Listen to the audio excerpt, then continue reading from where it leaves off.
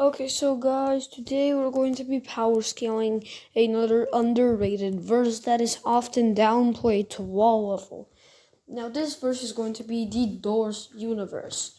It hasn't been power scaled a lot, and I've seen some horrendous takes on YouTube shorts that Doors get beaten by a lot of people that actually don't.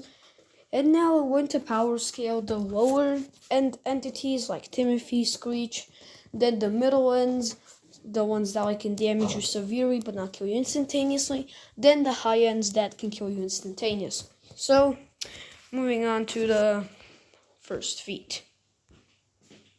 Now, basically, the first feat we have that is notable is basically figure in 4-2 whenever he jumps down and bends the metal vent.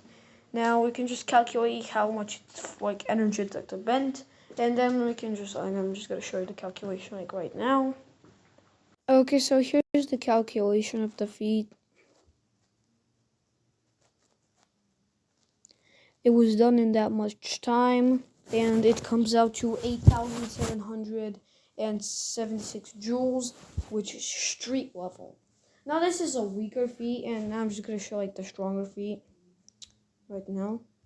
Now basically all entities can one-shot the player, and the player, as you can see here, can tank the elevator fall at the end of 4-1 and at the start of 4-2. This is the elevator fall. And yeah, the player survived and tanked it.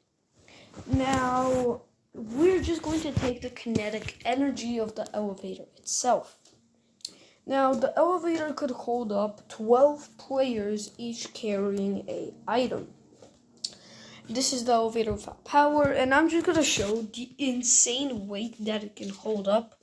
And yeah, I'm just going to show you right now. This also matters because it itself would have to weigh a little bit to at least hold it up. That would actually be the case here. So yeah, I'm just gonna show you the weight of the elevator now. Now basically you can use if all of you get a lot of coins and diamonds or just a lot of gold in general.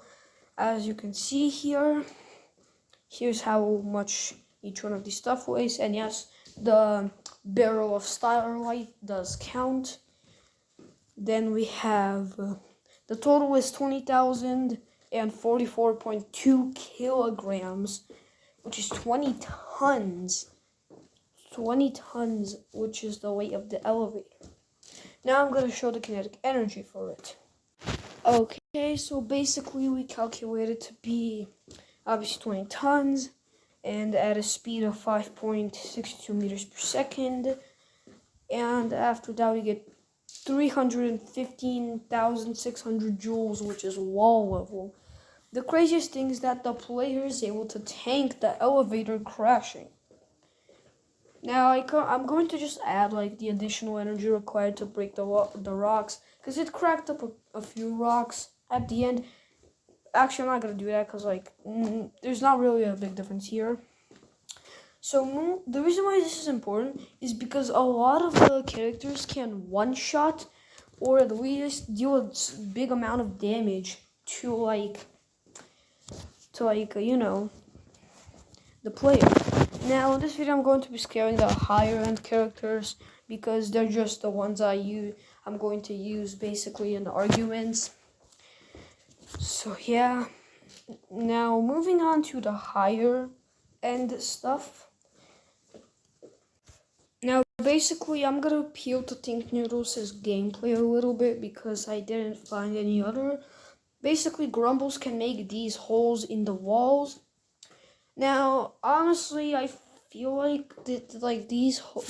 usually doing this to a large scale is small building level. But I'm just gonna show the calculation right now. Okay, this is a calculation of the hole that Grumble makes. Yeah, I'm saying that it's made in an instant. So yeah, 1 to the 9 joules, which is 1.52 tons of TNT, which is a building level. To be a large building level, needs to be 2 tons of TNT. So this one 1.52, so it's not. So it's just building level. Now, this is important because at the end, Seek one-shots Grumble, which I'm going to show the calculation for now. Okay, so Seek one-shotting would be a 7.5 to even 10 times difference, because that's the one-shots difference in fiction, equating to about 114 to 152 tons of TNT. And now I'm going to show where that is on the versus battle wiki. Now, this would be multi-city block. So yeah, Seek like lower end attack potency is like multi-city block. Now, do I think figure scales to this? I don't know. It's debatable. But here's one feat that gets the doors verse a lot higher. Like a lot higher. And I'm gonna show it. Okay, so basically, figure can tank being hit by the crucifix.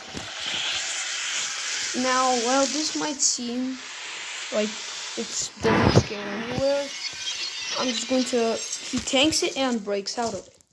Now I'm just going to quickly show you where like the crucifix scales, because it's like a fraction of Guiding Light's power. And now I'm going to do a little bit of Guiding Light and all the other guys, like the top tiers.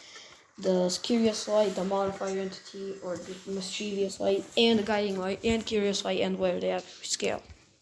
I'm just going to show it real quick. So basically, because of like the existence of Dread, we can clarify that there is time within the Doors universe. And because like space and time are intertwined with each other, this would mean Doors has space-time. This would also kind of get confirmed by the fact that like,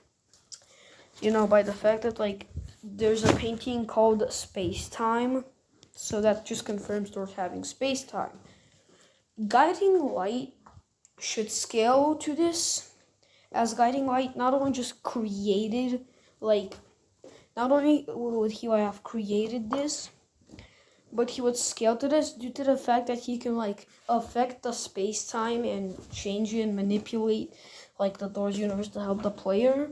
So he should scale to the space-time that he created and that can manipulate, making Guiding Light 4D or Universal Plus. And if it's and because the crucifix is a finite amount of deduction of power, entities like Seek, Grumble, Figure, and a lot of others can tank it and break out of it, meaning they're Universal Plus. Next video, scaling Doors character speed and lower, guys. Peace out. The Doors wiki is applicable because the developers made it to simplify.